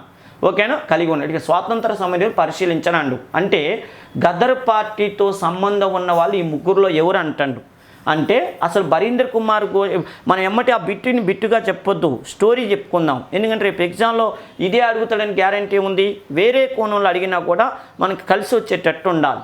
బరీంద్ర కుమార్ ఘోష్ అనే వ్యక్తి మన భారతదేశ స్వాతంత్ర సమరయోధుల్లో ముఖ్యంగా తీవ్రవాద పోరాటాల్లో మనకి ఎక్కడైనా తగిలిండా అని చూస్తే బరీంద్ర కుమార్ ఘోష్ ఇతడు అనుశీలన సమితి మరియు యుగాంతర్ అనే సమూహాలతో సంబంధం కలిగి ఉన్న తీవ్రవాద నాయకుడు. ఓకే, అంటే ఈయనకి గద్దర్ పార్టీకి ఎలాంటి సంబంధం లేదు. ఆయన అనగానే మనకు అనుశీలన సమితి గుర్తుకు రావాలి. అరవింద ఘోష్, భూపేంద్రనాథ్ దత్తా వీళ్ళతో సంబంధం ఉన్న సంస్థ. యుగంతర్ అనేటటువంటి ఒక సమూహాన్ని ఏర్పాటు చేశారు. యుగంతర్ అని ఒక పత్రిక కూడా ఉంది, తీవ్రవాద పత్రిక. ఆయన దానికి రిలేటెడ్గా ఉన్న వ్యక్తి. నెక్స్ట్ చూడండి, జోగేష్ చంద్ర చటర్జీ. ఇతడు అనుశీలన సమితి మరియు Hindustan republic association. Hindustan republic association అంటే HRA. ఇది భగత్ సింగ్, చంద్రశేఖర్ ఆజాద్, సుఖ్దేవ్, రాజ్గురు ఇలాంటి వ్యక్తులు పంజాబ్ ఏరియాలో పెట్టిన సంస్థతో అనుబంధం కలిగిన వ్యక్తి జోగేష్ చంద్ర చటర్జీ. ఈయనకి గదర్ పార్టీకి ఎలాంటి బాండింగ్ లేదు. నెక్స్ట్, రాష్ బిహారీ బోస్. ఇతను గద్దర్ విప్లవకారులతో కలిసి 1915లో భారత సైన్యంలో తిరుగుబాటుకు ప్రణాళిక వేశాడు. కాబట్టి ఇతడు గద్దర్ పార్టీతో చురుకైన సంబంధం కలిగిన వ్యక్తిగా అంటే ఎస్. రాష్ బిహారీ బోసు 1907వ సంవత్సరంలో సూరత్ కాంగ్రెస్ సమావేశానికి అధ్యక్షత వహించాడు. ఆ తర్వాత ఇండియా నుంచి వెళ్ళిపోయి అమెరికాలోని శాన్ ఫ్రాన్సిస్కోలో పర్టికులర్గా గద్దర్ పార్టీని ఒక పార్టీని పెట్టాడు. గద్దర్ అంటే విప్లవం అని అంటారు. ఇది విదేశాలలో ఉండి భారతదేశంలో బ్రిటిష్ ప్రభుత్వం పైన పోరాటం చేసే ఒక విప్లవాద సంస్థగా దీన్ని చెప్తారు. మన ఆంధ్రదేశంలో కూడా ఈ గదర్ పార్టీలో రహస్యంగా చేరిన వ్యక్తి దర్శి చెంచయ్య అనే వ్యక్తి ఈ పార్టీలో చేరిన అంటారు. ఓకే కదా, ఇది బాగా గుర్తుపెట్టుకోండి. నెక్స్ట్, భారత చరిత్రకు సంబంధించి క్రింది జతలను పరిశీలించండి అన్నాడు. భారతదేశ చరిత్రకు సంబంధించి క్రింది జతలను సరిగ్గా పరిశీలించండి. చారిత్రక వ్యక్తి ఏ విధంగా ప్రసిద్ధి చెందాడు అంటే ఈ పర్సన్ ఏ మతానికి చెందిన వాడై ఉంటాడు అంటే ఆయన ఇచ్చాడు. ఆర్యదేవుడు జైన పండితుడా అన్నాడు. దిగ్నాగుడు బౌద్ధ పండితుడా అన్నాడు. నాదముని వైష్ణవ పండితుడా అన్నాడు. కరెక్టేనా ఇవన్నీ అన్నాడు. అంటే పైన ఇచ్చిన వాటిలో ఎన్ని జతలు సరైనవబ్బా చూడవా కొద్దిగా వీలైతే అన్నాడు. అంటే ఏ జత కూడా సరైనది కాదు, కేవలం ఒక జత మాత్రమే కరెక్టు, కేవలం 2 జతలు మాత్రమే కరెక్టా అన్నాడు. అంటే చూడండి ఇక్కడ సమాధానం ఏంది? సి. అంటే కేవలం 2 జతలు మాత్రమే కరెక్టు. అంటే వీటిలో 2 జతలు కరెక్ట్ అంట. ఏ జతలు అంటే ఆర్యదేవుడు ఇతడు ప్రసిద్ధి చెందిన బౌద్ధ పండితుడు, ఇక్కడ ఏమన్నాడు? జైన పండితుడు అన్నాడు. అంటే ఇది తప్పు. ఇతడు ఒక ప్రసిద్ధి చెందిన బౌద్ధ పండితుడు, జైన పండితుడు కాదు. ఇతడు నాగార్జుని శిష్యుడు మరియు మాధ్యమిక సిద్ధాంతానికి శాఖకు చెందినవాడు కాబట్టి మొదటి తప్పు. క్లియర్ కదా? ఇక్కడ అర్థమవుతుంది. ఈయన బౌద్ధమత పండితుడు కానీ జైన మతం అయితే కాదు. నెక్స్ట్ దిగ్నాగుడు బౌద్ధ పండితుడేనా అన్నాడు. కరెక్టే, బౌద్ధ మతమేగా. చూడు, ఇతడు బౌద్ధ తర్కశాస్త్ర తాపకుల్లో ఒకరు. ఇతడు ప్రసిద్ధ బౌద్ధ పండితుడు కాబట్టి 2వ జత సరైనదే. నాదముని వైష్ణవ పండితుడా అన్నాడు. నాదముని చూడండి, నాదముని ఒక గొప్ప వైష్ణవ పండితుడు. క్లియర్. మరియు ద్రవిడ వేదంగా పిలువబడే నలాయిర దివ్య ప్రబంధమును సేకరించిన వారు కాబట్టి 3వ జత కరెక్టే. అంటే ఇందులో ఒకటి తప్పు, 2 కరెక్టు, 2, 3 కరెక్టు. ఓకే కదా? ఇగో 2 కేవలం 2 జతలు మాత్రమే కరెక్టు.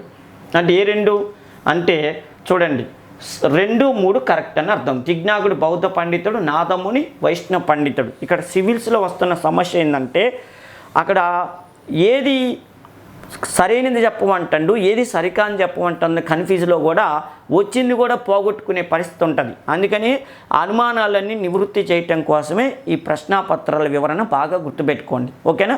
ఇంకోటి ఏంటంటే ఇది ఇంగ్లీష్లో ఉంటుంది. తెలుగు మీడియం నుంచి వెళ్ళిన పిల్లగాడికి అది చదవాలంటే ఒక్కోసారి ఇది సరైనదా సరికానిదా అనే డౌట్ కూడా వస్తుంది ఆ ఎగ్జామ్ టెన్షన్లో. ఓకేనా? ప్రశ్నేమో చాంతాడంత ఉంటుంది. చూడు, అక్కడ నుంచి మొదలు పెడితే ఇక్కడ దాకా ప్రశ్నే ఉంది. ఇది ఇంగ్లీష్లో చదివేసరికల్లా పుణ్యకాలం గట్టెక్కుద్ది. ఓకేనా? ఇంకోటి ఇప్పుడున్నంత ప్రశాంతత అయితే ఉండదు కదా ఎగ్జామ్ దగ్గర, అట్లా ఆలోచించండి. ఓకేనా? నెక్స్ట్ ఇప్పుడు అర్థమైంది. ఇంకో విషయం ఇక్కడ చూడండి, నాదముని అనేవాడు వైష్ణవ భక్త పండితుడు, గొప్ప భక్తి పండితుడిగా తెలుస్తుంది. రెండోది ఆయన నలాయిర దివ్య ప్రబంధం దాన్ని ఏమంటారు? ద్రవిడ వేదంగా పిలువబడిన గ్రంథంగా. ఇది కూడా తెలియని వాళ్ళు ఉండొచ్చు. ఈ దెబ్బతో పరిష్కారం అయింది. నెక్స్ట్ భారత చరిత్ర మంగోలు దాడుల విశ్లేషణ వ్యాఖ్యల పరిశీలన చూడండి అన్నాడు. భారత చరిత్రలో మంగోలు దాడులు, ఢిల్లీ సుల్తాన్లు అనేవాళ్ళు భారతదేశాన్ని పరిపాలన చేస్తున్నప్పుడు మంగోలులు అనేవాళ్ళు దండయాత్రకు వచ్చేవారు. ఢిల్లీని మొత్తం 5 రాజవంశాలు పరిపాలన చేసినాయి. ప్రతిసారి ఇన్స్టాల్మెంట్లో దండయాత్రకు వచ్చిన విదేశీ సంతతి అంటే మంగోలులే అని చెప్తారు. మరి ఇక్కడ మంగోలు గురించి ఏది కరెక్టు కాదు చూస్తే వాక్యం, భారతదేశంపై మొదటి మంగోలు దండయాత్ర జలాలుద్దీన్ ఖిల్జీ కాలంలో జరగలేదు. చెంగిస్ ఖాన్ నాయకత్వంలోని మంగోళ్ళు మొదటిసారిగా సుల్తాన్ ఇల్తుత్మిష్ కాలంలో 1221 ప్రాంతంలో సింధు నది వరకు వచ్చారా అన్నాడు. చూద్దాం. ఓకే. 2 అల్లావుద్దీన్ ఖిల్జీ పాలనా కాలంలో 1303లో తర్గీ నేతృత్వంలోని మంగోలు సైన్యం ఢిల్లీ వరకు దూసుకొచ్చి నగరాన్ని ముట్టడించింది. దీనివల్ల సుల్తాన్ తన రక్షణ వ్యవస్థను మరింత బలోపేతం చేయాల్సి వచ్చిందా అన్నాడు. చూద్దాం. మహమ్మద్ బిన్ తుగ్లక్ తన రాజ్యంలోని వాయువ్య భాగాలను మంగోళ్ళకి కోల్పోలేదు. వాస్తవానికి ఆయన మంగోళ్ళ ఆక్రమణదారుడైన తర్మషిరిని ఓడించి తరిమి కొట్టాడా అన్నాడు. ఇది శుద్ధ తప్పు. విషయం ఏందో తెలుసా? మహమ్మద్ బిన్ తుగ్లకు మంగోళ్ళ దండయాత్రను ఎదుర్కోలేక వాళ్ళకి లంచాలు ఇచ్చి పంపించాను. బాగా గుర్తుపెట్టుకోండి.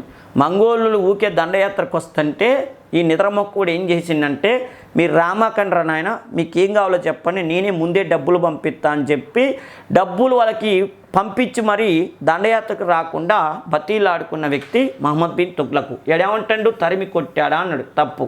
నెక్స్ట్ చూడండి, అల్లావుద్దీన్ ఖిల్జీ పరిపాలన కాలంలో 1303లో తర్గీ నేతృత్వంలో మంగోలు సైన్యం ఢిల్లీ వరకు దూసుకొని వచ్చి నగరాన్ని ముట్టడించింది. దీనివల్ల సుల్తాన్ తన రక్షణ వ్యవస్థను బలోపేతం చేశాడంటే కరెక్టు, ఇది కరెక్టు. మంగోలుల దండయాత్రని పర్ఫెక్ట్గా ఎదుర్కొన్న వ్యక్తి అంటే అలావుద్దీన్ ఖిల్జీ. అలావుద్దీన్ ఖిల్జీ ఉల్గు ఖాను, నసరత్ ఖాన్ అని చెప్పి ఇద్దరు సేనాపతుల్ని పెట్టి మంగోళ్ళ దండయాత్రని అడ్డుకునేటట్టుగా కట్టుదిట్టం చేశాడు, గొప్ప రక్షణ వ్యవస్థను ఏర్పాటు చేశాడు. ఇది కరెక్టు. చూడండి, భారతదేశంపై మొదటి దండయాత్ర మంగోళ్ళ దండయాత్ర జలాలుద్దీన్ ఖిల్జీ కాలంలో జరగలేదు అన్నాడు. జరగలేదనేది తప్పు. భారతదేశంలో మొదటి మంగోల్ దండయాత్ర అంటే వెంటనే గుర్తుకొచ్చేది జలాలుద్దీన్ ఖిల్జీయే. కానీ ఇక్కడ ఏమన్నాడు, చెంగిస్ ఖాన్ నాయకత్వం మంగోలు మొదటిసారిగా సుల్తాన్ ఇల్టుట్మిష్ కాలంలో 1220లో సింధు నది వరకు వచ్చారంటే చెంగిస్ ఖాన్ కాలంలో వాడనేవాడు మంగోళ్ళకి నాయకుడే. కానీ ఇల్టుట్మిష్ పరిపాలన చేస్తున్నప్పుడు మంగోళ్ళు భారతదేశం మీదకి దండయాత్రకు రావాలని ప్రయత్నం చేశారు, కానీ రాలేదు. మంగోళ్ళు ఇల్టుట్మిష్ కాలంలో అసలు రాలేదు. రావాలని మాత్రమే ట్రై చేశారు. ఎందుకు ట్రై చేశారంటే ఖ్వారజాల్ పరిపాలకుడైన మంగబార్ని అనేవాడిని ఓడించటం కోసం చెంగిస్ ఖాన్ ఇండియాకి రావాలనుకుండు. ఖ్వారజారి పరిపాలకుడు అంటే చైనా సరిహద్దుల్లో. వాడు ఇక్కడ ఎందుకు ఉన్నాడంటే ఇల్టుట్మిష్ని సహాయం కోరటం కోసం వచ్చాడు. ఎవరు? ఖ్వారజారి పరిపాలకుడైన మంగబార్ని. ఎవరి నుంచి కాపాడుకోవటానికి? చెంగిస్ ఖాన్ నుంచి. అయితే చెంగిస్ ఖాన్ నుంచి నన్ను కాపాడని చెప్పి ఇల్టుట్మిష్ని అడగటానికి మంగబార్ని వస్తే మన ఇల్టుట్మిష్ ఏం చేసిండు? అనవసరంగా చెంగిస్ ఖాన్తో నేను గొడవ పెట్టుకోవటం ఎందుకు, మధ్య ఆసియా రాజకీయాల్లో నేను ఎందుకు జోక్యం చేసుకోవాలి, ఇప్పుడే మా ఢిల్లీ సుల్తాన్ రాజ్యం వచ్చింది, ఈ సమయంలో ఈ రాజ్యాన్ని కట్టుదిట్టంగా మంచిగా పరిపాలన చేసుకుంటే సరిపోద్ది, అనవసరంగా విదేశీ వ్యవహారాల్లో నేనెందుకు జోక్యం చేసుకోవాలని చెప్పి చాలా తెలివిగా, చాలా నేర్పరిగా ఆలోచించి ఇల్టుట్మిష్ మంగబార్నికి ఎలాంటి సహాయం చేయలేదు. దీంతో ఇండియాకి రావాలనుకున్న చెంగిస్ ఖాను రాకుండానే వెనక్కి తిరిగిపోయాడు. అంటే ఇల్టుట్మిష్ కాలానికి మంగోళ్ళ దండయాత్రకి ఎలాంటి సంబంధం లేదు.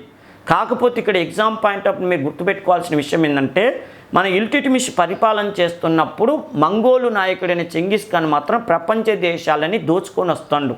అది మాత్రం వాస్తవం. అంటే చెంగిస్ ఖాన్ ఇల్టుట్మిష్కి సమకాలికుడే, కానీ ఆయన దండయాత్రకి రాలేదు. ఇంకో విషయం కూడా అడుగుతాడు. ఏమంటాడంటే ఎవరి పాలనా కాలంలో మంగోళ్ళ దండయాత్ర ఇండియా పైన త్రుటిలో తప్పిందంటాడు. త్రుటిలో తప్పిందంటే ఇల్టుట్మిష్ కాలంలో. అసలు మంగోళ్ళు మొట్టమొదటిసారి ఎవరి కాలంలో దండయాత్రకు వచ్చారంటే జలాలుద్దీన్ ఖిల్జీ. ఈయన ఖిల్జీ డైనాసిటీని స్థాపించిన వ్యక్తి. ఆయన కాలంలో వచ్చారు. వస్తేనే 3000 మంది మంగోళ్ళని పట్టుకొని వాళ్ళని బ్రతీలాడి ఈ ఇస్లాం మతం తీసుకునేటట్టు చేసి వాళ్ళకి ఢిల్లీ సరిహద్దుల్లో ఈ జలాలుద్దీన్ ఖిల్జీ మొగల్పురా అనే ఒక పట్టణాన్ని నిర్మించి వాళ్ళ నాయకుడైన ఉల్గు ఖాన్కి, మంగోళ్ళు 3000 మంది వచ్చినప్పుడు వాళ్ళ నాయకుడు ఎవరంటే ఉల్గు ఖాన్. ఆ ఉల్గు ఖాన్కి జలాలుద్దీన్కి తన పెద్ద బిడ్డనిచ్చి వివాహం చేసి వాళ్ళ ఇస్లాం మతంలోకి వచ్చేటట్టు చేశారు. ఏదేమైనా ఇప్పుడు మీరు ఎగ్జామ్ పాయింట్ అప్పుడు గుర్తుపెట్టుకోవాల్సింది జలాలుద్దీన్ ఖిల్జీ కాలంలోని మంగోళ్ళు మొట్టమొదటిసారిగా దండయాత్రకు వచ్చారు. ఉల్గు ఖాను తన సైన్యాన్ని వేసుకొని వస్తే మన జలాలుద్దీన్ ఖిల్జీ వాళ్ళకి పట్టుకొని వాళ్ళకి ప్రాణభిక్ష పెట్టి వాళ్ళని ఇస్లాం మతాలు తీసుకునేటట్టు చేసి మొగల్పురా అనే ఒక పట్టణాన్ని ఢిల్లీ సరిహద్దుల్లో ఏర్పాటు చేసి వాళ్ళకి నివాసాలు కల్పించాడు. ఇంత స్టోరీ ఉంది. ఓకేగా, ఇప్పుడు ఇందులో ఏమన్నాడు? భారతదేశం మొదటి దండయాత్ర మంగోళ్ళ దండయాత్ర జలాలుద్దీన్ ఖిల్జీ కాలంలో జరగలేదన్నాడు. జరిగింది అంటే ఇది తప్పు. నెక్స్ట్ మహమ్మద్ బిన్ తుగ్లక్ తన మంగోల్ని తరిమి కొట్టాడా అన్నాడు. తరిమి కొట్టలేదు, వాళ్ళకి లంచాలు ఇచ్చి పంపించాడు. సమర్థంగా మంగోల్ని ఎదుర్కొన్న హీరో ఎవరంటే అలావుద్దీన్ ఖిల్జీ. నెక్స్ట్ క్రిప్స్ మిషన్ ప్రతిపాదనలు. ప్రశ్నలో ఇచ్చినటువంటి అంశాలను పరిశీలించని అన్నాడు. మొదటి ప్రకటన, రాజ్యాంగ పరిషత్ సభ్యులను ప్రాంతీయ అసెంబ్లీలు ఎన్నుకుంటాయా అన్నాడు. అంటే నామినేట్ చేయకుండా ఎన్నుకుంటాయా అన్నాడు. మరియు సంస్థానాల ద్వారా సభ్యులు నామినేట్ చేయబడతారా అన్నాడు. కాబట్టి మొదటి ప్రకటన తప్ప అన్నాడు. చూద్దాం. రెండవ ప్రకటన, కొత్త రాజ్యాంగాన్ని అంగీకరించిన ఏ ప్రావిన్స్ అయినా బ్రిటన్తో విడిగా ఒప్పందం కుదుర్చుకునే హక్కును కలిగి ఉంటుంది. ఈ ప్రకటన సరైనదా అన్నాడు. అంటే చూడండి, మన క్రిప్స్ మిషన్ 1942లో వచ్చిన క్రిప్స్ మిషన్ ప్రతిపాదన ఏంటంటే రాజ్యాంగ పరిషత్ సభ్యులు ప్రాంతీయ అసెంబ్లీలు ఎన్నుకుంటాయా మరియు సంస్థానాల ద్వారా సభ్యులు నామినేటెడ్ చేయబడతారా అంటే ఇది శుద్ధ తప్పు. ఓకేనా, శుద్ధ తప్పు. విషయం ఏంటంటే 1946లో జరగబోయేటటువంటి రాజ్యాంగ పరిషత్తులో ఎవరినైనా కూడా డైరెక్ట్ ఎన్నుకోవటమే తప్పితే నామినేటెడ్ సిస్టమ్ అనేది ఉండకూడదని చెప్పారు. ఓకే కదా, నామినేట్ చేయరు. చూడు ఇక్కడ నామినేట్ చేయబడతారు అన్నాడు. అంటే ఎవరినైనా, అది సంస్థానాల వాళ్ళైనా లేదా డైరెక్ట్ బ్రిటిష్ వాళ్ళ ఏరియా అయినా కూడా, ఇండియాలో అప్పుడు 2 ఇండియాలు ఉన్నాయి. ఒకటి డైరెక్ట్ బ్రిటిష్ వాళ్ళు పరిపాలన చేస్తున్న ఇండియా, రెండవదేమో ప్రావిన్సీలు అంటే మన ప్రిన్స్లీ స్టేట్స్ అంటారుగా, స్వదేశీ సంస్థానాలు ఉన్నాయి. వీరికి ఎవరినైనా రాజ్యాంగ పరిషత్తుకు పంపించాలంటే ఖచ్చితంగా ఎన్నికల ద్వారానే జరగాలని చెప్పారు. నెక్స్ట్, కొత్తగా రాజ్యాంగం అంగీకరించిన ఏ ప్రావిన్స్ అయినా, అంటే ఏ ప్రావిన్సు, మన స్వదేశీ సంస్థానాలు విడిగా బ్రిటన్తో విడిగా ఒప్పందం చేసుకునే హక్కును కలిగి ఉంటుందా అంటే ఇది కరెక్ట్. ఓకే, క్రిప్స్ మిషన్ ప్రకారం రాజ్యాంగ పరిషత్తు సభ్యులు పాక్షికంగా ఎన్నుకోబడతారు.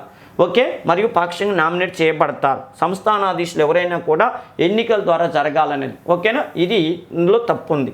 నెక్స్ట్, భారత ప్రభుత్వ చట్టం 1919 ప్రకారం ప్రాంతీయ ప్రభుత్వ విధులు రిజర్వు మరియు బదిలీ చేయబడినటువంటి అంశాలు విభజించబడ్డాయి. క్రింది వాటిలో ఏవి రిజర్వ్ అంశాలుగా పరిగణించబడ్డాయి అన్నారు. నాకంటే మీకే ఎక్కువ తెలుసు, ఎందుకంటే మీరు పాలిటీ కూడా చదువుతారు కాబట్టి. 1919 మాంటేగ్ చేన్స్బర్గ్ సంస్కరణ ప్రకారం ఏమైందంటే, భారతదేశంలో అధికారాలని 2 భాగాలుగా చేశారు. ఒకటి ట్రాన్స్పోర్ట్ శాఖలు, 2 రిజర్వ్డ్ శాఖలు. ఓకే, రిజర్వ్డ్ చూడు, రిజర్వ్డ్ శాఖలు మరియు బదిలీ శాఖలు, ట్రాన్స్ఫర్ శాఖలు అంశాలుగా అధికారాన్ని డివైడ్ చేశారు. రిజర్వ్డ్ శాఖలేమో ఎవరికి ఉంటాయి అంటే బ్రిటిష్ వాళ్ళకు ఉంటాయి. ట్రాన్స్ఫర్డ్ శాఖలేమో మన స్వదేశీ చక్రవర్తులు, ఏంటంటే మన స్వదేశం నుంచి ఎన్నికైన శాసనసభ్యులకు ఉంటాయి.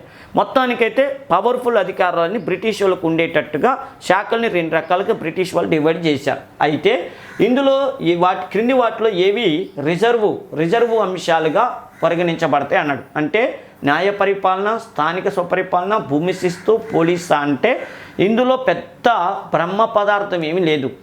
న్యాయపాలన ఒకటి, భూమి శిస్తు ఒకటి, పోలీస్ ఒకటి, ఈ 3 కూడా రిజర్వ్ శాఖలో ఉన్నాయి. ఓకేనా, ఇక చూడండి, క్రింద ఇచ్చిన కోడ్ను ఉపయోగించి సరైన సమాధానాన్ని ఎంచుకోండి. 1 2 3 2 3 4 1 3 4 1 2 మరియు 4 అన్నాడు. అంటే ఇగో సి కరెక్ట్. అంటే 1 3 4. ఇప్పుడు లేని ఏంది, స్థానిక స్వపరిపాలన. ఈ స్థానిక స్వపరిపాలన కిందికి తీసుకొస్తే చూడండి, 1919 మాంటేగ్ చేన్స్బర్గ్ సంస్కరణ ప్రకారం ముఖ్యమైన అంశాలైన న్యాయము, పోలీసు, భూమి శిస్తులను రిజర్వ్ శాఖలో ఉంచారు. స్థానిక స్వపరిపాలన దేంట్లో ఉంచారంటే బదిలీ చేయబడిన అంశాలుగా ఉంచారు. ఓకేనా, అది గుర్తుపెట్టుకోండి.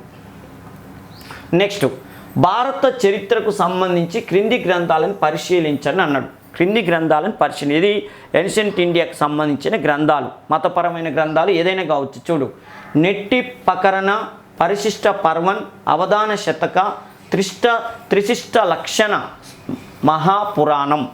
చాలామందికి తెలుసు పరిశిష్ట పర్వం, ఇదైతే ఇక నోటెడ్ అనమాట.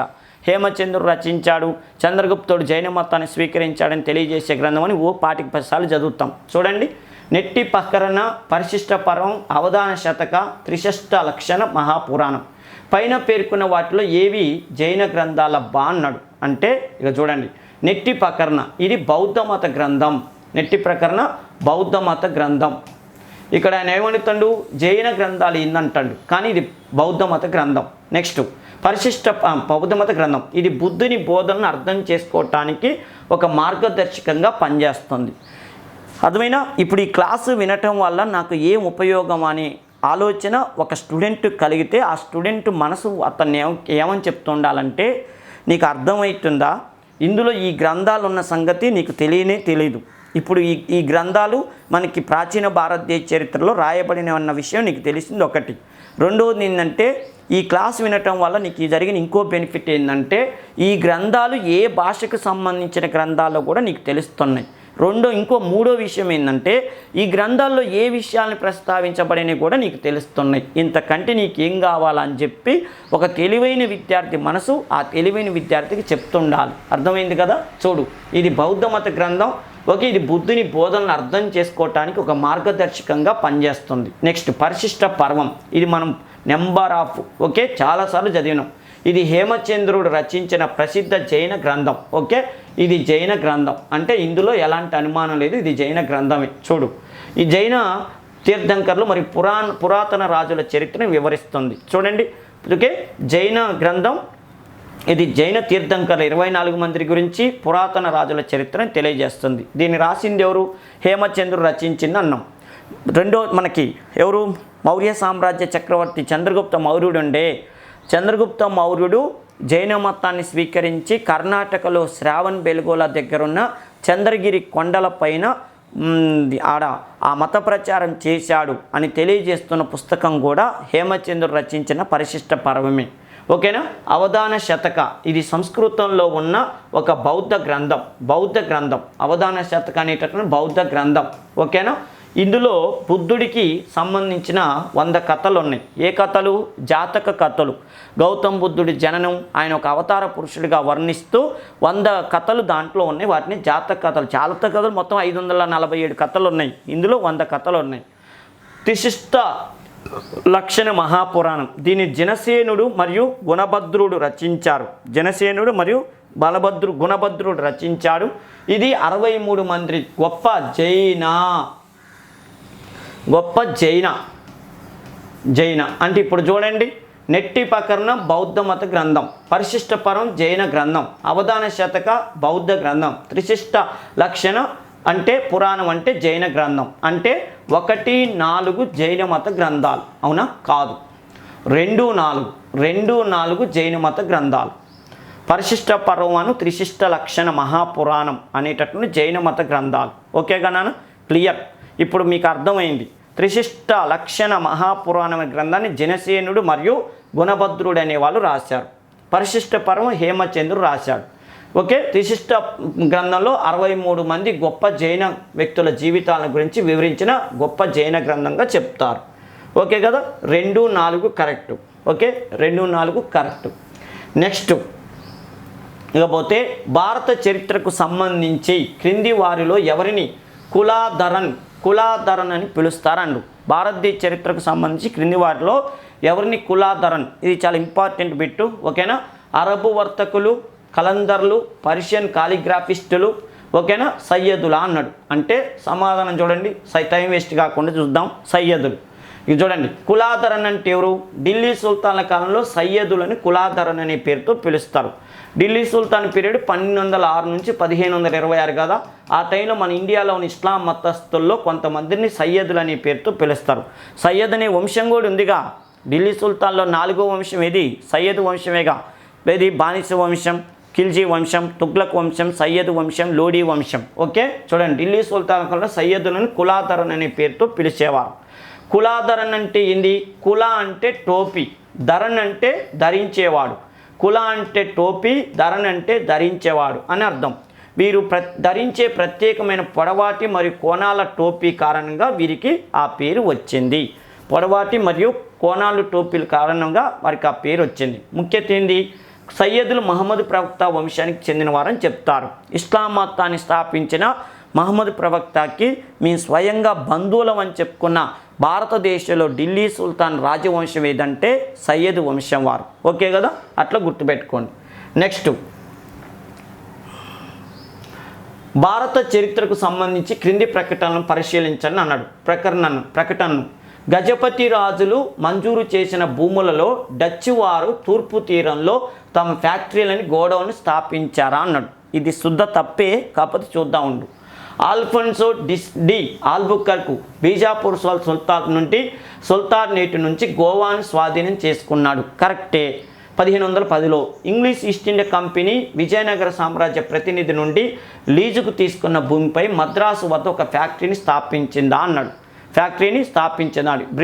English East India Company Vijayanagara సామ్రాజ్య ప్రతినిధి నుండి లీజుకు తీసుకున్న భూమిపై మద్రాసు వద్ద ఒక ఫ్యాక్టరీని స్థాపించిందా అన్నాడు. చూద్దాం, చూడండి.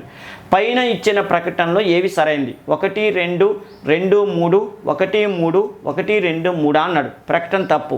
డచ్ వారు తమ మొదటి ఫ్యాక్టరీని 1605లో మచిలీపట్నంలో స్థాపించారు. గజపతి పాలన అంతకు ముందే 16వ శతాబ్దంలోని మధ్యలో ముగిసింది. ఒక విషయం ఏంటంటే డచ్ వారు 1605లో మన మచిలీపట్నంలో వ్యాపార కేంద్రం పెట్టారు. ఫస్ట్ మన ఆంధ్రదేశంలో లేదా మన తెలుగు ప్రాంతంలో వ్యాపార కేంద్రాన్ని లేదా వర్తక కేంద్రాన్ని స్టార్ట్ చేసింది డచ్ వాళ్ళే. ఆంధ్ర తీరానికి వచ్చింది కూడా ఫస్ట్ డచ్ వాళ్ళు అన్న విషయం మనకు తెలుసు. అప్పుడు వాళ్ళకి పర్మిషన్ ఇచ్చింది గజపతి రాజులు కాదు, ఎవరంటే కుతుబ్ షాహీ రాజులు ఇచ్చారు. అంటే కుతుబుషాహీలకి డచ్ వాళ్ళకి రిలేషన్షిప్ ఉంది, కానీ గజపతులకి డచ్ వాళ్ళకి ఎలాంటి రిలేషన్షిప్ లేదు. ఇంకో విషయం ఏంటంటే డచ్ వాళ్ళు భారతదేశాన్ని వ్యాపారానికి వచ్చే టైంకే అసలు గజపతులు అనే వాళ్ళ పరిపాలనే పోయింది. గజపతుల రాజ్యం ఎప్పుడో పతనం అయిపోయింది. వాళ్ళు వచ్చే టైంకి ఈ రాజవంశం అసలు పరిపాలన చేయట్లేదు. అంటే ఫస్ట్ది తప్పు. ఇంకో విషయం ఇక్కడ మీరు అర్థం చేసుకోవాల్సిన విషయం ఇది ఆల్రెడీ మీకు తెలుసు అనుకుంటా. ఆంధ్రదేశంలో డచ్ వారు 1605లో వ్యాపారం పెట్టుకోవడానికి పర్మిషన్ ఇచ్చింది కుతుబ్షాహీలు. పర్టికులర్గా చక్రవర్తి ఎవరంటే మహమ్మద్ కులీ కుతుబ్ షా అనేవాడు పర్మిషన్ ఇచ్చాడు. ఆ వంశంలో గొప్ప చక్రవర్తి అయిన మహమ్మద్ కులీ కుతుబ్ షాని వాళ్ళకి పర్మిషన్ ఇచ్చాడు. ఆయన వాళ్ళ ఒక్కరికే ఇలే 1611లో ఇంగ్లీష్ వాళ్ళకు కూడా ఇచ్చిండు. ఎక్కడ? మన ఆంధ్ర తీరంలో మచిలీపట్నంలో వ్యాపారం చేసుకోవటానికి. ఆ వ్యాపార కేంద్రాలకి గజపతులకి ఎలాంటి సంబంధం లేదు. క్లియర్. నెక్స్ట్ చూడండి, ఆల్ఫోన్సో డి అల్బుకర్కు బీజాపూర్ సుల్తానేట్ నుంచి గోవాను స్వాధీనం చేసుకున్నాడు. ఎట్లా అంటే చూడండి, యూసఫ్ చూడు ప్రకటన 1510లో పోర్చుగీస్ గవర్నర్ ఆల్ఫోన్సో అల్బుకర్కు బీజాపూర్ సుల్తాన్ యూసఫ్ ఆదిల్ షా నుంచి గోవాను గెలుపొందాడు. ఎవరి సహకారంతో? శ్రీకృష్ణదేవరాయలతో. వారు అప్పటికే చేసుకున్న గోవా సంధి ప్రకారంగా కృష్ణదేవరాయలు పోర్చుగల్ వాళ్ళు ఒకవైపు, బీజాపూర్ సుల్తాన్ యూసఫ్ ఆదిల్ షా ఒకవైపు యుద్ధం చేస్తే ఆ యుద్ధంలో యూసఫ్ ఆదిల్ షా ఓడిపోయాడు. కృష్ణదేవరాయల సహకారంతో 1510లో పోర్చుగీస్ వాళ్ళు గోవాను సంపాదించుకున్నారు. అంటే ఇది కరెక్టే. మూడోది 1639లో English East India Company Francis Day Vijayanagara సామ్రాజ్యానికి చెందిన చంద్రగిరి రాజు దామర్ల వెంకటాద్రి నాయకుడి నుంచి లీజుకు తీసుకొని fort Saint George, fort Madras నిర్మించారు. అంటే ఇది కూడా కరెక్టే. అంటే చూడండి 2, 3 కరెక్ట్. 2, 3 కరెక్ట్ అంటే ఏది అంటే చూడండి, ఈ 2 కరెక్టే, 3 కరెక్టే. ఫస్ట్దే తప్పు. ఓకేగమ్మా, అది గుర్తుపెట్టుకోండి. నెక్స్ట్, ఈ క్రింది వాటిలో ఏ ప్రకటన సరైనది? శిక్ష ఫలితంగా ఒక వ్యక్తి బానిస కావచ్చు. శిక్ష ఫలితంగా ఒక వ్యక్తి బానిస కావచ్చు. ఇది సరైనది. అర్థశాస్త్రం ప్రకారం నేరాలకు శిక్షగా వ్యక్తులు బానిసలుగా మారే అవకాశం ఉందా అన్నాడు. ఉంది, కరెక్టే. 2, ఆడబానిస తన యజమానికి కొడుకుని కంటే, ఆడబానిస ఒక ఆవిడ తప్పు చేసింది, లేక తప్పు అంటున్నా, ఒక ఆవిడ బానిసగా చేరింది. ఆ బానిస ఆ యజమాని చేత కొడుకుని కంటే ఆమె చట్టబద్ధంగా విముక్తి పొందుతుంది. ఇది సరైనది. ఒక దాసి తన యజమాని ద్వారా పుత్రుని కంటే ఆమెకు మరియు ఆమె బిడ్డకు బానిసత్వం నుంచి విముక్తి లభిస్తుందా అన్నాడు. అద్భుతంగా లభిస్తుంది.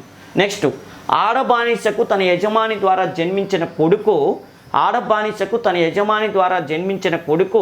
ఆ యజమాని కుమారుడిగా చట్టబద్ధమైన హోదాని పొందుతాడు. ఇది కూడా సరైనదే. ఓకే, ఇది కూడా సరైనదే. అటువంటి సందర్భంలో ఆ బిడ్డకు తండ్రి ఆస్తిలో మరియు వంశంలో చట్టబద్ధమైన హక్కులు లభిస్తాయా అన్నాడు. 3 కరెక్టే. శిక్ష ఫలితంగా ఒక వ్యక్తి బానిస కావచ్చు. శిక్ష ఫలితంగా ఓ తప్పు చేశారు, వాడికి శిక్ష వేశారు, వాడు బానిస అవుతాడు. ఇది సరైనదే. అర్థశాస్త్రం అంటే ఇది అన్ని స్టోరీ దేనికి సంబంధించింది అంటే కౌటిల్యుడు రచించిన అర్థశాస్త్రంలో ఉన్న స్టోరీ అనమాట, మౌర్యుల కాలంలో. ఓకే కదా. నేరాలకు శిక్షగా వ్యక్తులు బానిసలుగా మారే అవకాశం ఉంది. క్లియర్, అర్థమైంది కదా. ఆడబానిస తన యజమాని కొడుకుని కంటే, ఒకవేళ తప్పు చేసిన వాళ్ళకి శిక్ష పడితే వాళ్ళు బానిస అవుతారు అన్నాం కదా. వాళ్ళలో ఆడవాళ్ళు ఉన్నారనుకో, ఆడవాళ్ళు బానిసగా వచ్చారనుకో, ఆ బానిసని యజమాని అభిమానించి ఆమెతో వ్యవహారం నడిపిందనుకో, చూడండి, ఆడబానిస తన యజమాని కొడుకుని కంటే ఆమె చట్టబద్ధంగా విముక్తి పొందుతుంది. ఆ పిల్లగాని కనగానే ఆమె బానిసత్వం నుంచి బయటికి పోతుంది. ఓకే, ఇది సరైంది. ఒక దాసి తన యజమాని ద్వారా పుత్రుని కంటే ఆమెకు మరియు ఆ బిడ్డకు బానిసత్వం నుంచి విముక్తి లభిస్తుంది. ఎందుకంటే యజమాని వల్ల ఆమె అభిమానాన్ని పొందింది, ఆమె కొడుకుని కన్నది కాబట్టి ఆమెకు బానిసత్వం అనేది మినహాయింపు ఇవ్వటం జరుగుతుంది. ఆడబానిసకు తన యజమాని ద్వారా జన్మించిన కొడుకు, ఆ పోరగాడు ఉన్నాడుగా, ఆమెకని ఆ యజమానికి పుట్టిన పిల్లగాడు ఉండే, వారి వల్ల ఏమవుతుంది? ఆ యజమాని కుమారుడిగా చట్టబద్ధమైన హోదాను అతడు పొందుతాడు. ఓకే, ఇది కూడా సరైందే. ఇటువంటి సందర్భంలో ఆ బిడ్డకు తండ్రి ఆస్తిలో, ఆ యజమాని ఆస్తిలో ఆ పోరగాడికి కూడా చట్టబద్ధమైన హక్కులు లభిస్తాయి అంటే లభిస్తామని చెప్తుంది. ఇదంతా దేనికి సంబంధించింది? కౌటిల్యుడు మౌర్యుల కాలంలో రాయబడినటువంటి అర్థశాస్త్రం అనే పుస్తకంలో ఉన్నటువంటి స్టోరీ అనమాట. అర్థమైంది? ఆ బానిస రాజు అంటే కేవలం ఇది రాజుకు సంబంధించిందే కాదు, రాజులకి సంబంధించిన వ్యవహారమే కాదు. ఒక 100 ఎకరాల ఆసాముండు ఏదో ఒక శిక్ష వల్ల ఎవరైనా బానిసలుగా దొరికారనుకో, ఆ బానిసని పెట్టుకొని ఆ బానిస దగ్గరతో చాకిరీ చేయించుకోవాలి. చాకరీ చేయించుకునేటప్పుడు అక్కడ ఉన్న ఆడవాళ్ళు ఎవరైనా బానిసలుగా వచ్చారనుకో, ఆ 100 ఎకరాల యజమాని ఆమెతో వ్యవహారాన్ని నడిపితే ఆమెకు ఆమెకు పుట్టబోయే పిల్లగాడికి కూడా విముక్తి లభిస్తుంది. ఆ యజమానికి ఉన్న 100 ఎకరాల్లో ఈ పిల్లవాడికి కూడా ఆస్తి అనేటటువంటిది రావటానికి అవకాశం ఉంటుందని చెప్పి కౌటిల్యుడు అర్థశాస్త్రంలో రాయటం జరిగింది. ఈ టైప్లో ప్రశ్నలు అడుగుతాడు, వీలైనంత వరకు ఉపయోగించుకోవడానికి ట్రై చేయండి. ఓకేనమ్మా.